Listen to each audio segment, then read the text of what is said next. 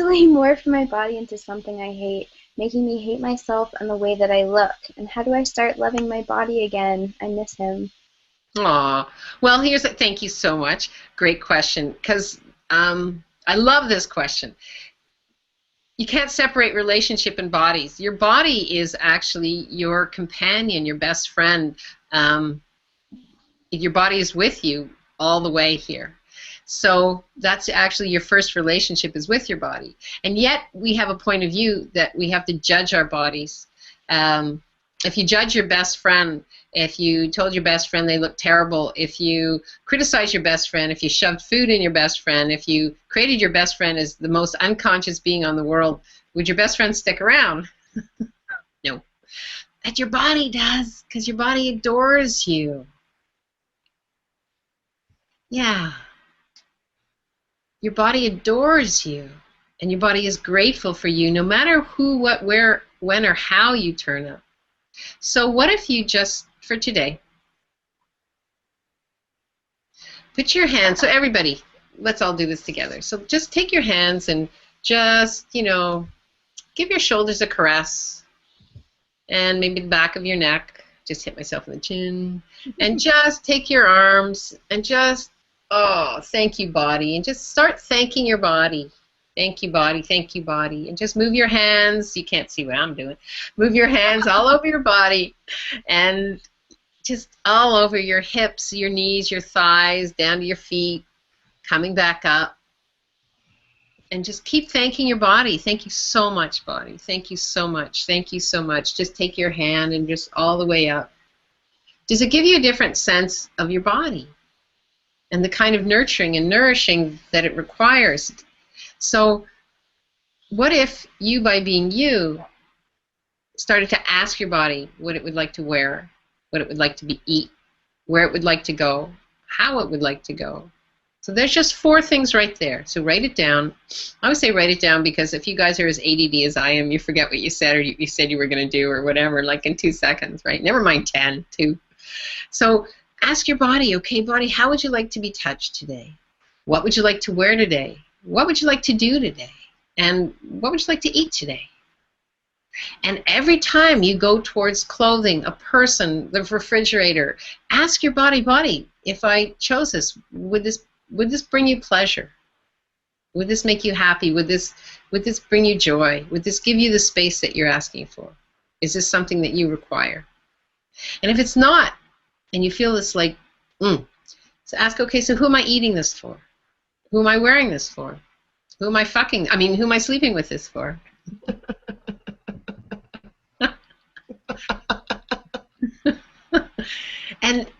and start to include, just like, I believe in baby steps, because you guys are like humanoids beyond whatever, and for you a baby step is like 7 league boots. So just take 1 step.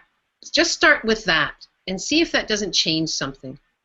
The other thing, Chris, is, you know, when we start using these tools, and I don't know if you've done, you know, how much bars you get run, which is a brilliant access consciousness body process, just run on the head, or any body processes, the more you're actually willing to play with your body and be with your body and give your body the space it's requiring, the more space you become. So often after an access class or right relationship for you class or doing body work, people, they actually don't know who they be anymore with their body, because their body is space and there's no judgment from either, no judgment from being, no judgment from body, it's just space. And so what they often do is eat or drink to fill up that space, so they then feel solid again. Like I always say, you eat to the rim, right? Eat right to the max. So then all of a sudden, 2 things. One is now you have a problem that you have to deal with, because if you're total space, there are no problems, there's no judgments, there's nothing, no limitations. And the other is you get a sense of what this reality requires you to be, which is solid, steadfast, and grounded. So I might ask you, when you're reaching for something to eat, you know, ask yourself, who am I eating this for? And is there any limitation here that I'm buying into? And would this food be a contribution to my body? And sometimes it's a bite, sometimes it's a sip. It doesn't really matter. It's just being in the question.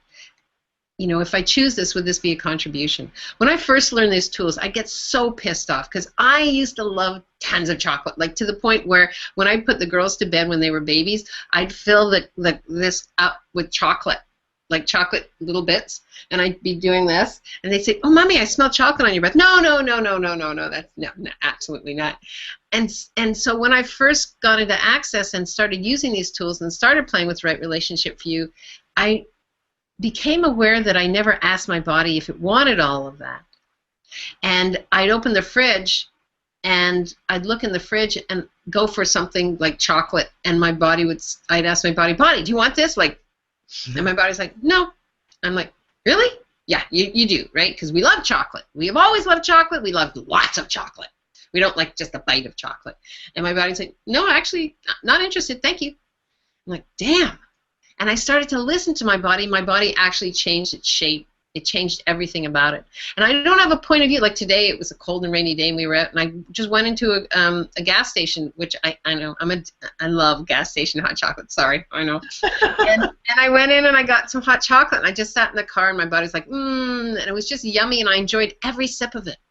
So it's not about good food, bad food, right or wrong. It's about asking your body and being present with it for what your body is telling you, because your body gives you information all the time. But we've been told that, you know, we're in charge. And think of all the names that we've been taught about our body. You're told you're too fat, you're too skinny, you have no control, you're anal, you're this, you're that. And then what do? We take that judgment in and we lash out at our bodies. Well, what if that was just an interesting point of view that had nothing to do with you? Yeah. So everywhere we're eating for someone else's reality, can we all give that up now, please? Yes. And everywhere we're creating our bodies for somebody else's reality, can we all give that up now? Yes. Whoa, cool. And everything that brings up, can we uncreate and destroy? Everything we've been holding on to from any lifetime. Because how much have we come into this lifetime with points of views about eating and bodies and space? Like, you know, so did anybody ever call you a space cadet? Yeah, everybody has their hands up on that one, right? Yeah, so how much do we try to control ourselves to not look or be like a space cadet? I could go on and on. I actually give a wonderful, I have to say this, it's a wonderful class, a lunchtime class called A Delicious Date with Your Body, where we actually talk about all of these things when we're in a restaurant and where there is food and there are people and there are points of views. And actually Tammy talked me into giving a whole day class of that, so I look forward to that in Edmonton. Thank you, Tammy.